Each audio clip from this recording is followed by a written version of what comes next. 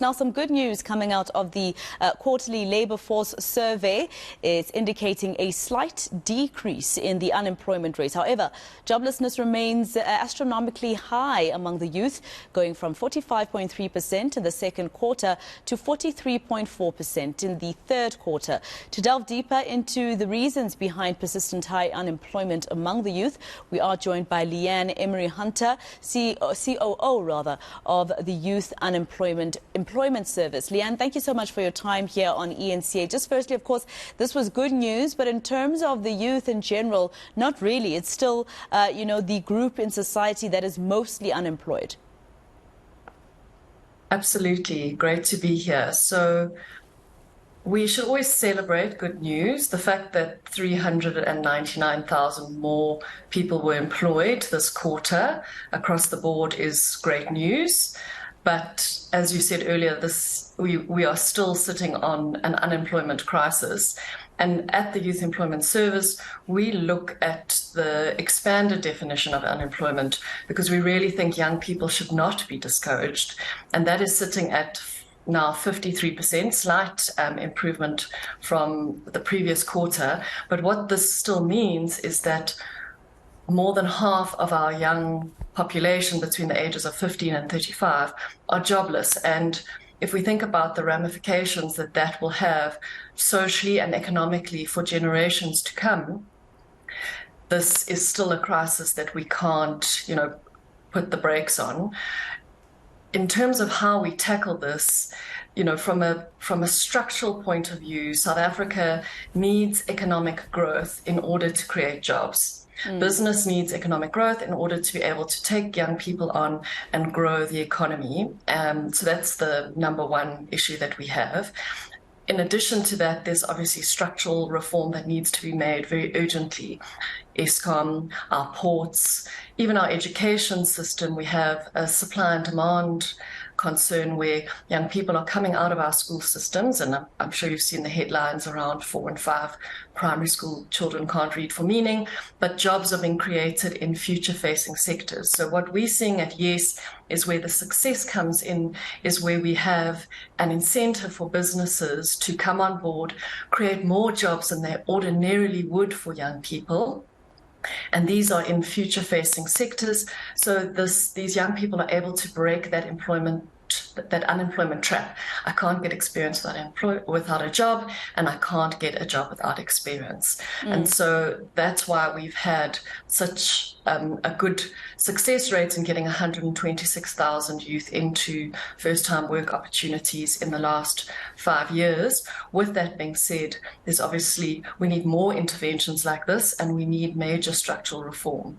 And of course, we know that, for instance, the presidential stimulus package has also been one that many organizations, such as yourselves or, those who work in your space have praised in terms of assisting with youth employment. Let's talk about the industries that did see an increase in the number of jobs created there. There's agriculture, finance, which was a huge surprise for many. Are people interested, or is the youth interested in those particular industries? I think agriculture, for instance, is a very important one, where the youth is only learning now how much it can actually achieve in that sector. So, the Youth Employment Service, we work with all sectors, and also, some of the sectors that felt that where the job losses were seen, like mining and manufacturing, are big supporters of YES, but we've continued to see the support.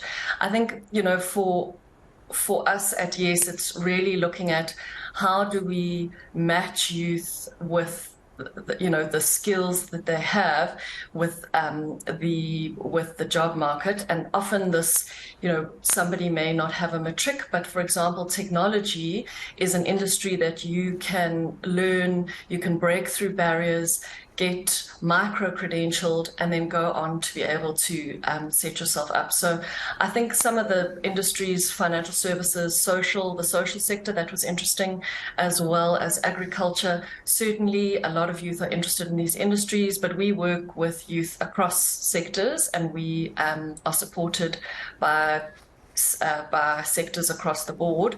What we do often see as well is that certain sectors may also place youth outside of that sector. So, for example, Nedbank, one of our largest clients, they place youth inside their own organization, but they also place youth in green jobs. These are great entry-level jobs, anything from recycling to conservation to solar installation in future-facing sectors, because this forms part of their sustainability strategy. So there are creative ways that you can bring youth into the job market, even if it's at an entry level. Yeah, and I mean, when you say there are creative ways, I know that this is not really a creative way that emanated from something positive in the South African context, but I noticed the construction sector, which is very labor intensive. The youth of today sometimes is not really interested in that. It created about 53,000 jobs, and a lot of it was youth, and that emanated from the need for solar installation. Yes, it's that's exactly what we're seeing at the youth employment, is that there's youth employment services. There's certain sectors that are really needed, and our youth are, if we can get them into their sectors, there's an interest and there's the potential for them to be able to be catalysts and game changers and be job creators in their own right. So sectors like global business service, technology, solar, as you mentioned, AI, tourism, these are all the kinds of sectors that we are really trying to focus on with our clients to bolster, because what's good for these sectors is good for the country and the economy, and they are great ways for youth to enter the job market and have these future-facing roles that will allow them to be catalytic in the future. And of course, this is also about actually seeing that there's skills and not just saying that there's a gap, because there are some people who have the skills, but like you said,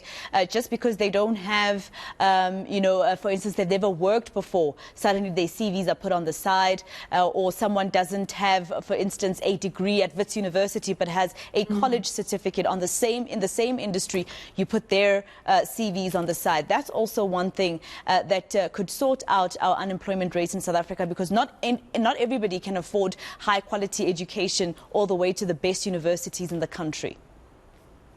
Absolutely. And actually, we did a survey of, I think it was around 400 employers, and experience trumped qualifications, but obviously you need to get that first opportunity to get the experience, which is why YES exists. And what we also find is that if a young person posts that 12-month quality work experience, we give them these critical employability documents, so a CV, a reference letter, and this makes you at least 3 times more employable. If you have some kind of experience, you're 7 times more likely to transition into employment. So, as you mentioned, even if you don't have a formal qualification, if you have some kind of reference, if you have some kind of experience, this is the best way for you to be able to de-risk yourself essentially to potential employers, so that you can go on to fulfill your potential. And I guess it's because, employers don't really have time anymore to start at the very, at stage 1, where they still need to train you first before you hit the ground running. Thank you so much for your time and for speaking to us. Leanne Emery-Hunter, she is the COO of the Youth Employment Services.